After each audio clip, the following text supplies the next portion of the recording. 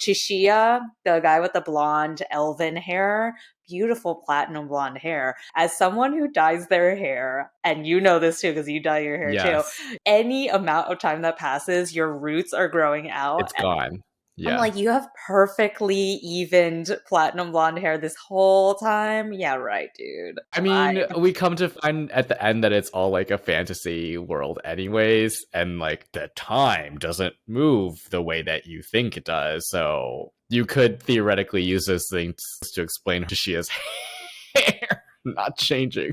I just thought it was so funny that he was just by himself the whole time in season 2 until like the very end. And then they meet up with him and he gets shot right away. And I'm like, okay, you worked your way through like some of the most difficult challenges. Super cool, like no problems. And then you just got shot. But maybe that's kind of how life is, right? You don't always have this glorious comeback. Shit can happen at any time. But I agree. He was always one of the most interesting characters because he's clearly one of the most intelligent people on that show. Not just book smart because he understands how people work too and what they're motivated by. Because a lot of the games he won because he could kind of predict how people would act. I did feel kind of gypped when he got just randomly shot, but it wasn't that surprising to me. Also, his reaction because he wasn't that shook either. And that's kind of how his character is the entire show is he's kind of like, hey, if I live, I live. If I die, I die. I'm gonna try to win, but I don't care. Like,